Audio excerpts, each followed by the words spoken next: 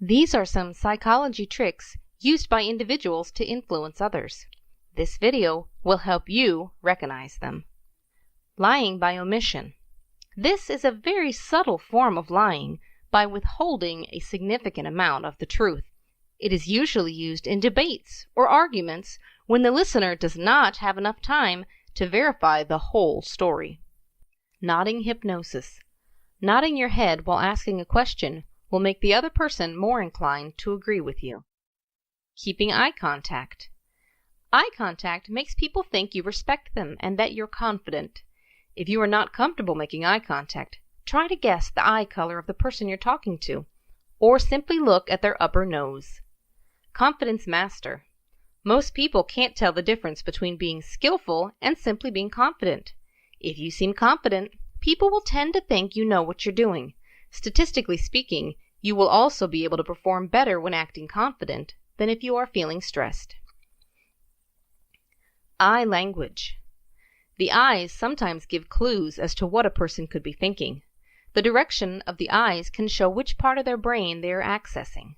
Looking upwards to the left or right can mean they're visualizing. I can imagine the big picture. Looking to the side can mean accessing the auditory. Let's tone down the discussion. Looking down to the right can mean accessing the kinesthetic, to grasp a concept or to gather you've understood. Looking down to the left can signify an auditory internal dialogue, talking to one's inner self. Anchoring effect. People make decisions that rely heavily on the first piece of information they get. Companies take advantage of that by showing you the original price of an item, then the discounted price. The original price influences your decision because it makes you feel you got a bargain. Random numbers. If someone is counting and you want to mess up their count, don't say random numbers. Instead, say numbers in order because we tend to pay more attention to patterns and sequences. Excitement is contagious. If you react to seeing someone in a very cheerful and excited way, next time they are more likely to do the same. Self-point. This technique involves pointing toward yourself in conversation as a way of covertly pairing yourself with desirable traits. For example, whenever mentioning these words, awesome, friendly, great, or whatever positive traits you want to pair yourself with in different contexts, tap your chest or the product lightly while saying those. Away point.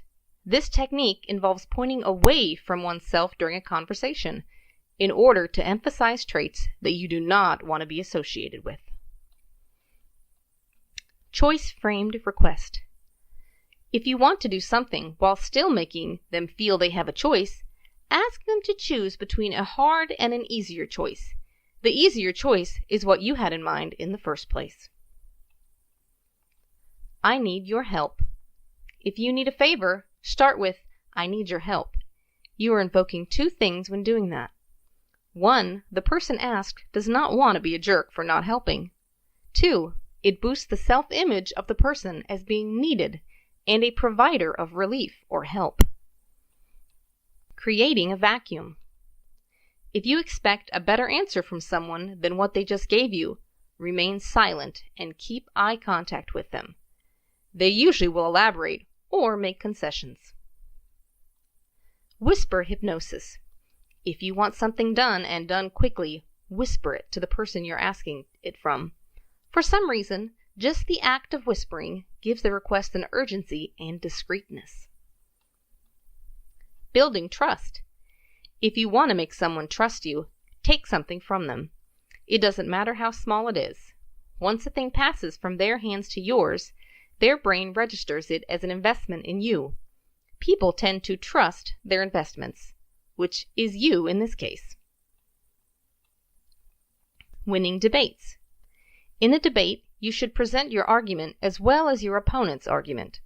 You're more likely to be convincing if you talk about the opposing idea and give evidence how it is wrong, instead of only talking about your side of the story.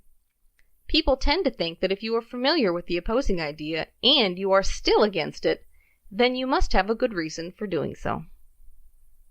Keep the fractions. Numbers seem more convincing when they are not rounded. For example, 3.25 or 3.85 seems more legitimate than 3 or 4 when you are trying to convince someone about some statistics or review.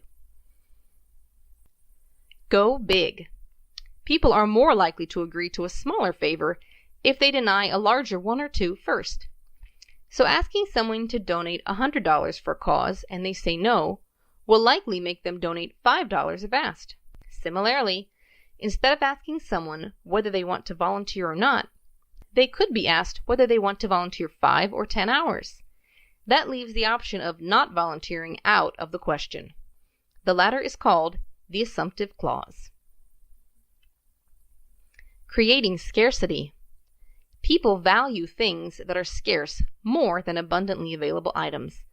This is why advertisers use the tricks, while supplies last, only 2 items left in stock, and offer ends soon. Rule of authority.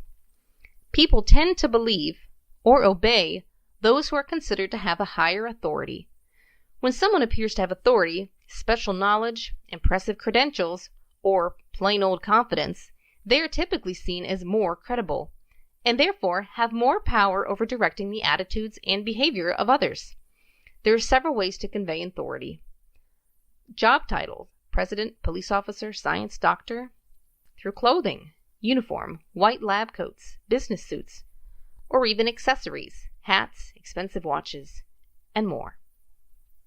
Rule of reciprocity.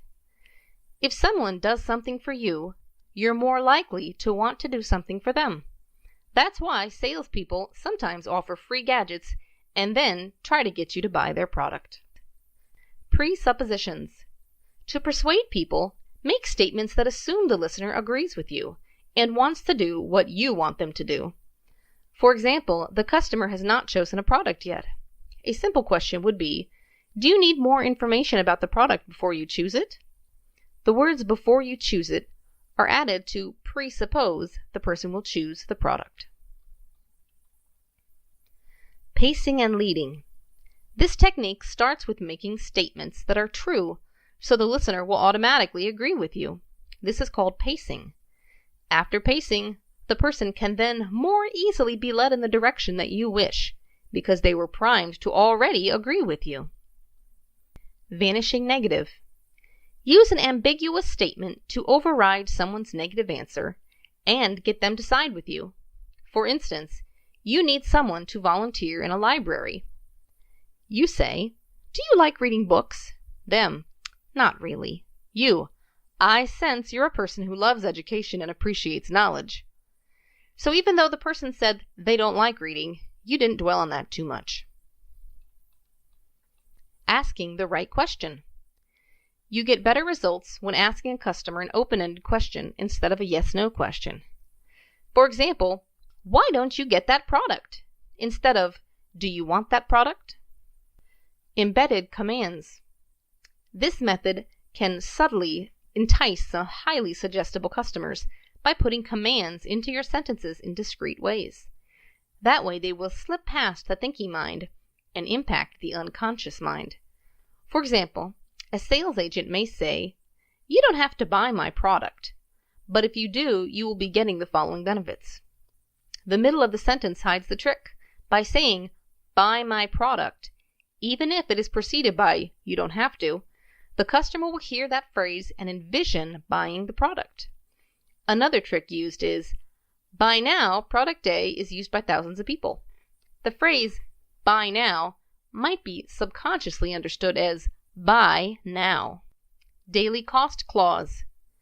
Breaking down the cost of a product to focus on the smaller amounts it would cost per day or per month makes a product seem more affordable. For example, a laptop would cost $2,200 if paid over 2 years. Could be changed to, "This laptop could only cost you $3 per day. That's less than the price of 1 bag of chips." Rethink stress.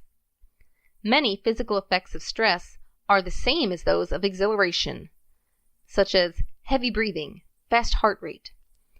If you reframe your threatening situation as a challenging one, your stress will become exhilaration. Aversive conditioning. Pair something bad with an unwanted behavior, such as overeating or smoking, to trick yourself into avoiding it.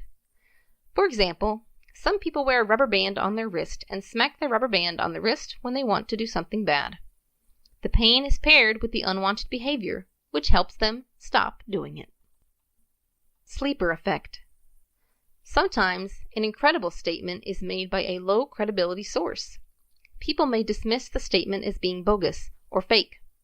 However, later that statement starts to gain credibility because people only remember the message, not how credible it was. Laughing attraction. When a group of people laugh, they instinctively look towards the members they feel closest to or who they admire most. Next time, check out who is looking at you when laughing in a group. Building likability. When asking a person for a favor and getting that favor, you are training their brain that they like you, even if the favor is very small. Similarly, before asking for a big favor, ask for a very small one. People tend to think of themselves as consistent and are more likely to help you a second time. Do you know any other psychological tricks not listed here? Please comment. For more educational videos, please subscribe to our channel. If you think these are some interesting tricks, please share with your friends.